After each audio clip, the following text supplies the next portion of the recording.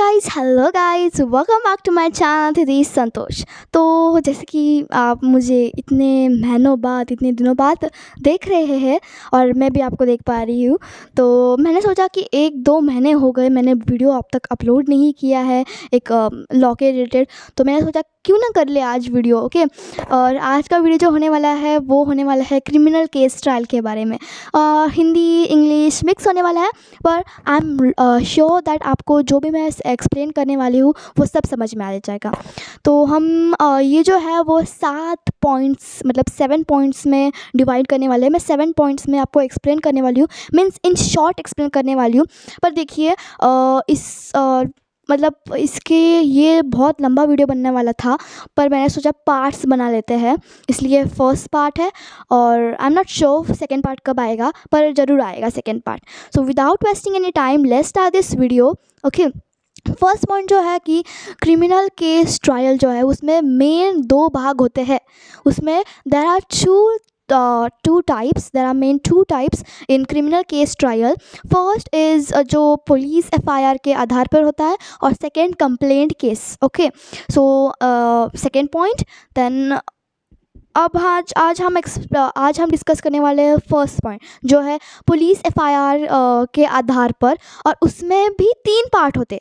First इसमें भी 3 part होते हैं, और वो कौन से होते हैं। फर्स्ट जो होता है वो होता है कि पुलिस चार्जशीट जो लेते हैं और सबमिट करते हैं, वो चार्जशीट फाइल करने से पहले जो भी रिसर्च होता है उसे हम इन्वेस्टिगेशन कहते हैं वो।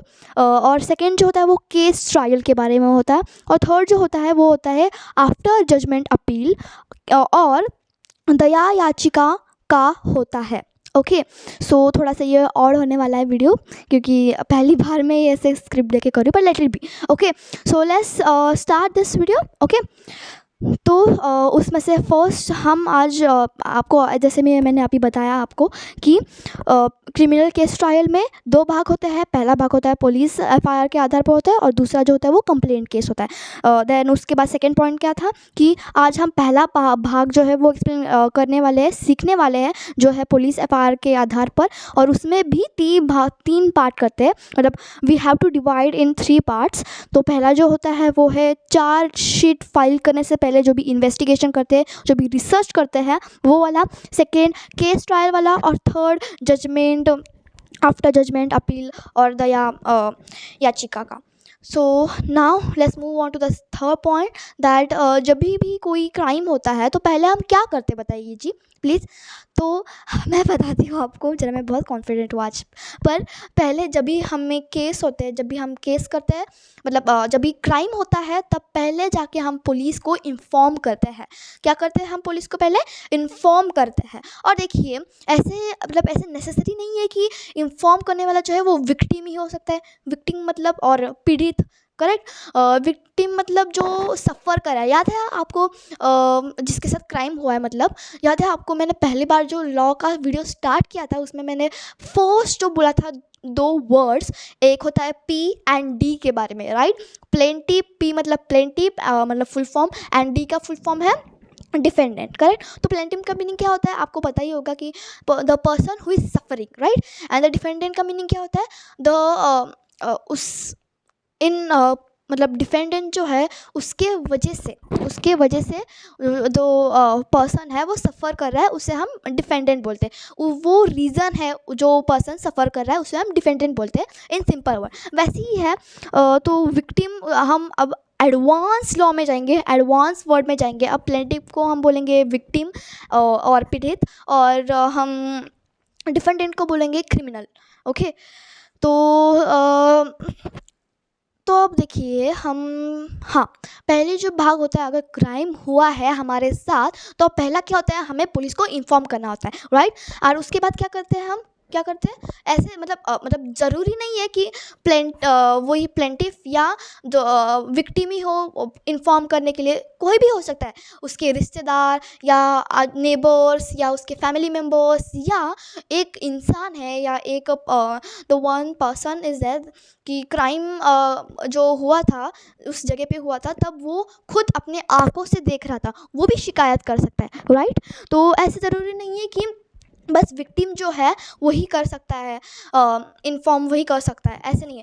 इनफैक्ट पुलिस भी एक खुद इन्फॉर्म करने के लिए होते हैं। देखो सपोज़ ऐसी पुलिस ऐसे जा रहे थे और क्राइम होते हुए आँखों के सामने पुलिस को क्राइम होते हुए दिखे, तो फिर वो खुद भी एक मतलब इन्फॉर्म करने वाले होते हैं, करेक्ट, राइट। सो इससे क्या पता चलता है थर्ड पॉइंट से कि ज़रूरी नहीं है विक्टिम ही पुलिस जी को इन्फॉर्म कर सकता है। नाउ द फोर्थ पॉइंट है वो है मैंने वो पुलिस को जब इंफॉर्मेशन मिलती है किससे, जो भी हो, ओके, विक्टिम से, रिश्तेदारों से, एंड एक्सेट्रा एक्सेट्रा। सो जिससे भी इंफॉर्मेशन मिलती है पुलिस जी को, तो वो क्या कहते हैं, पहले पुलिस जी क्या करते हैं, पहले एफआईआर दर्ज करने लग जाते हैं, मतलब एफआईआर रजिस्टर करते हैं या एफआईआर फाइल करने लग जाते हैं। पर मतलब अकॉर्डिंग टू सीआरपीसी सेक्शन 154, पहला जो काम होता है, the first work of police whenever the police get an information about the crime, they have to, according to CRPC section 154, they have to write and register an FIR or file an FIR. but अगर कोई emergency हो कि हमें उस जगह पे जाना, मतलब जाना ही है, पुलिस को उस जगह पे जहाँ पर क्राइम हुआ है वहाँ पर इमरजेंसी है या जाना है, कंपलसरी है जाने के लिए, कि उसमें ज़्यादा प्रूफ मिलेगा या कुछ तो ऐसी घटना हुई है जिससे पुलिस को एक मजबूत प्रूफ मिलेगा, मान लेते हैं हम। तो अगर जाना है तो पहले क्या करेंगे, पुलिस पहले जाएंगे वहाँ पर, और बाद में जो भी प्रूफ मिले वो इकट्ठा करेंगे, and they will go back in the office and in the station, police station, and then they will register an FIR, right. तो ये देखिए अब बाद में क्या होता है। नाउ लेट्स, फोर्थ पॉइंट ही है, फोर्थ पॉइंट। अब हमने पहले क्या सीखा कि क्रिमिनल केस ट्रायल में दो भाग होते हैं मेन, एक होता है पुलिस एफआईआर के आधार पर होता है एक, और दूसरा जो होता है वो कंप्लेंट केस होता है, करेक्ट। और सेकेंड पॉइंट में क्या सीखा कि उसमें भी पहले, इसमें जो पुलिस एफआईआर के आधार पर जो होते हैं उसमें भी 3 भाग होते हैं। पहला जो होता है वो इन्वेस्टिगेशन का होता है, चार्जशीट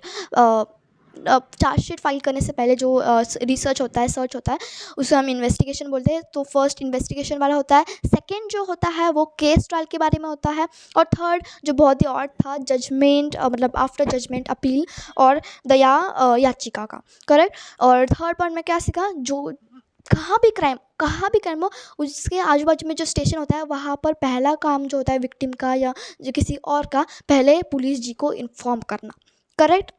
ये हमने थर्ड पॉइंट में सीखा। और वे भी सीखा कि नेसेसरी नहीं है कि वही हो सकता है, विक्टिम ही हो सकता है इन्फॉर्म करने वाला, करेक्ट।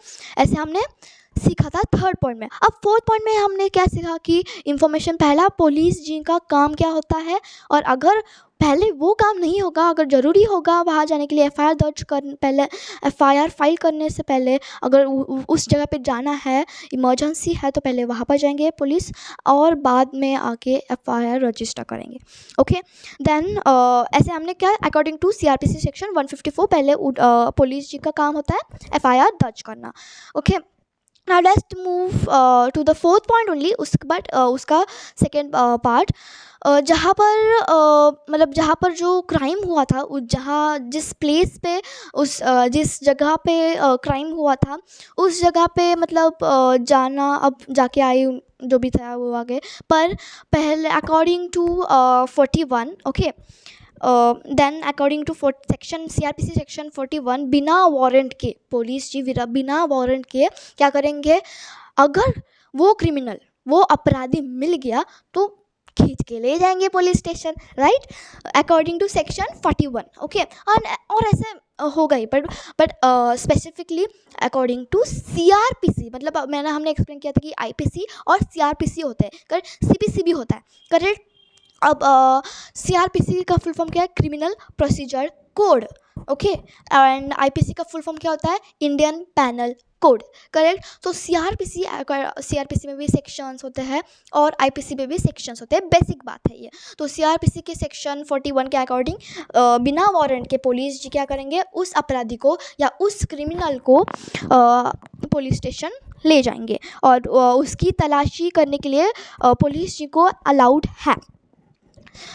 देन जो भी जो भी सामान है, जो भी थिंग्स है, थिंग्स जो भी उस जगह पे प्रूफ के लिए मिले हैं, या उस अपराधी के हाथ में, विक्टिम के हाथ में जो भी हो, पर वो कोई कौन सी भी चीज़ उनको मिली है तो वो कस्टडी में रखेंगे, एक्सेप्ट द अपराधी के जो क्लॉथ्स होते हैं, एक्सेप्ट क्लॉथ्स। या वो भी कर सकते हैं, अपराधी को दूसरे कपड़े दिए जाएंगे क्योंकि उसमें खून लगा हुआ है, कुछ और उस क्लॉथ के ऊपर कुछ और प्रूफ मिले तो वो क्लॉथ भी रख सकते हैं हम सेफली इन कस्टडी। तो क्या करेंगे, कुछ भी हो जो भी मिला है वो कस्टडी में रखा जाएगा। ओके, एंड देन जो जो घबराने वाली चीज़ होती है ना फैमिली को, क्या करेंगे कि मेरा बच्चा क्रिमिनल कब बन गया, इनको पता नहीं चलता, फैमिली मेम्बर्स को, रिलेटिव्स को, पर कुछ कुछ लोगों को पता चलता है, माँ बाप ने ही सिखाया होता है, पर मैं ऐसे नहीं दोष करूँगी, वो बच्चे के ऊपर डिपेंड करता है। I am really sorry. So देखिए, तो क्या करेंगे आप, पहले पुलिस जी क्या, पहले वो उनके नेबर्स को या रिलेटिव्स को क्या करेंगे, इन्फॉर्म करेंगे, और अगर ज़रूरी हो तो अगर वो फैमिली से अलग रह रहा होगा या फैमिली गांव में चली होगी तो उस अपराधी ने एक एड्रेस दिया होगा, वहाँ पर जाके फैमिली को इन्फॉर्म करना कि आपका बेटा जो है वो हमारे कस्टडी में है, हमारे यहाँ हमने उनको अरेस्ट किया है। ओके, अरेस्ट किया है बिकॉज उसने ये क्राइम किया है।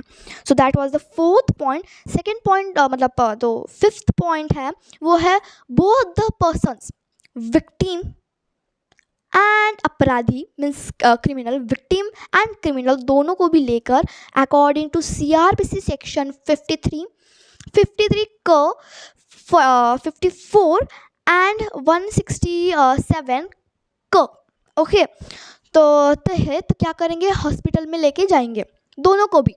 अब कितने सारे सेक्शंस लगे हुए हैं इसके ऊपर, देखो 53 ख, उसके बाद 54, उसके बाद 167 को, कितने 4-5 सेक्शंस लगे हुए हैं CRPC के।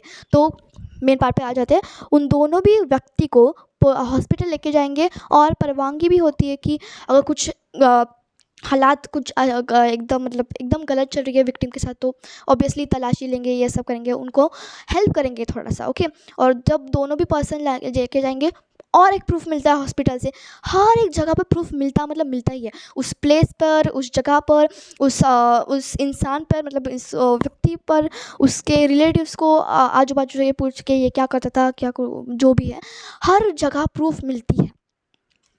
तो हॉस्पिटल में भी ऑफ कोर्स मिलती होगी, टेस्टिंग करके, ये सब करके।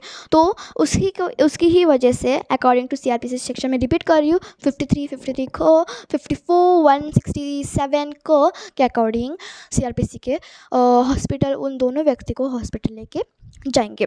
नाउ सिक्स पॉइंट जो है वो है अपराधी के बारे में और विक्टिम के बारे में। बहुत इंटरेस्टिंग पॉइंट है। देखिए, अगर वो जेल में होगा, आपको बेल तो पता ही होगा, बेल, करेक्ट। तो क्या करेंगे, अगर सपोज उस आरोपी ने अप्लाई किया है बेल के लिए, क्या किया, अप्लाई किया है बेल के लिए, and according to CRPC section 438 कर सकता है बेल अप्लाई करे। तो बेल अप्लाई कर दिया, बट विक्टिम को भी अधिकार होता है उसके अगेंस्ट जाने का। बताती हूँ आपको कैसे। विक्टिम अगर सच्ची कह रहा है कि मतलब वो झूठा नहीं है, मतलब झूठे शिकायत नहीं किया है उसने, या उसके आजू बाजू ने झूठा शिकायत नहीं किया है, तो कड़ी सज़ा तो मिलनी ही चाहिए, ऐसे विक्टिम बोलेगा। मुझे परेशान करेगा और खुद जाके बेल लेगा, नहीं मैं नहीं करूँगी, मैं उसका अगेंस्ट जाऊँगी, करेक्ट, या जाऊँगा। तो क्या करेगा, विक्टिम जो है वो according to CRPC section 439 in clause 2 के तहत क्या करेंगे, वो बेल कैंसिलेशन करेगा। मतलब वो अप्लाई कर सकता है, मतलब अगर अपराधी ने अप्लाई किया है बेल के लिए according to CRPC section 438 and पर विक्टिम भी थोड़ी शांत बैठेगा, करे, तो उसने भी according to CRPC section 439 clause 2 के तहत वो बेल कैंसिलेशन के भी अप्लाई कर सकता है। तो ये था 6 point. And the last point, 7th point, I hope you are not bore. मैं बहुत अच्छे तरीके से एक्सप्लेन कर रही हूँ, और अगर यहाँ तक आपको समझ में आया होगा तो please subscribe to my channel. ये लिखा हुआ है share all the videos and please like this, not only this video, all my videos, okay. हाँ, तो विदाउट वेस्टिंग एनी टाइम मैं फिर से बोलती हूँ, 7 पॉइंट चालू करते हैं कि उसके बाद जो होता है ना, उसके बाद हो क्या करते हैं पुलिस, मजिस्ट्रेट कोर्ट क्या बोलते हैं, पुलिस को हर एक डिटेल्स लेनी पड़ेगी। क्या लेनी पड़ेगी? हर एक डिटेल्स, मतलब क्या, उस जगह का मैप बनाना, करेक्ट, रिपोर्ट फाइलिंग करना, और etcetera etcetera etcetera. Even the police, अगर पुलिस को, if the police got to know that the victim has given, मतलब क्या बोलेंगे हम, विक्टिम ने जो इंफॉर्मेशन दी है या जो भी क्राइम की इन्फॉर्म की है वो झूठी है, या सॉरी, वो झूठी है, हाँ, शिकायत जो है वो झूठी है, तो क्या करेंगे, और क्रिमिनल निर्दोष है, और क्रिमिनल निर्दोष है, और जो विक्टिम, अब विक्टिम हम कहला ही नहीं सकते ना उनको, उसको, पर फिर भी कहलाएंगे, विक्टिम ने शिकायत अगर गलत की हो और क्रिमिनल निर्दोष है, तो पुलिस क्या करेंगे, अकॉर्डिंग टू सीआरपीसी सेक्शन 169 के तहत क्या करेंगे, फॉल्स रिपोर्ट लिखेंगे। उस मतलब शॉर्ट फॉर्म क्या होता है, FR, फॉल्स रिपोर्ट। इसमें क्या पता चलता है कि ये झूठी झूठी शिकायत है, ओके। तो जो भी अब कचेरी चल रही है कोर्ट में, ये कोर्ट में जो केस चल रहा है वो पुलिस जी रोक सकते हैं। क्यों? क्योंकि सी देखिए, जो ये अगर पता चल गया तो देखिए ये विक्टिम जो है उसने शिकायत जो है वो झूठी की है, इट्स नॉट ट्रू स्टेटमेंट और इट्स नॉट ट्रू इन्फॉर्मेशन, ये गलत शिकायत है, झूठ बोल रहा है ये, और क्रिमिनल जो है वो निर्दोष है। So according to CrPC section 169 मैंने फॉल्स रिपोर्ट लिखा है, और ये अब केस जो चल रहा है कोर्ट में वो बंद कीजिएगा। ऐसे पुलिस जी कर सकते हैं। एंड द लास्ट 8 पॉइंट, मैंने 7 पॉइंट बोला पर मैं 7 पॉइंट ही है, पर उसमें से एक पार्ट बहुत ही इम्पॉर्टेंट है, ओके। क्या होता है, टाइम लिमिट दिया गया जाता है पुलिस को कि चार्जशीट सबमिट करने के लिए कोर्ट में, ओके। तो अगर अपराधी जेल में हो तो 90 डेज दिए जाते हैं, अगर वो बेल लेके बाहर है या जेल में नहीं गया है अब तक, तो अबाउट 60 और 90 डेज़ दिए जाते हैं पुलिस को। पर अगर 90 डेज़ में सबमिट नहीं किया चार्जशीट पुलिस ने, तो वो जो अपराधी है वो जेल से बाहर जाएगा, ओके, बाहर निकाला जाएगा, ओके। सो क्या है, लिमिटेड टाइम होता है चार्जशीट सबमिट करने के लिए भी। And that's it. मैं लास्ट में एक छोटी सी इन्फॉर्मेशन देना चाहती हूँ, बहुत ही छोटी है वो।